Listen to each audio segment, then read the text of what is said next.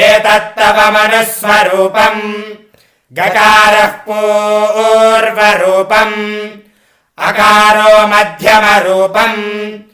अनुस्वारश्चान्त्यरूपम् बिन्दुरुत्तररूपम्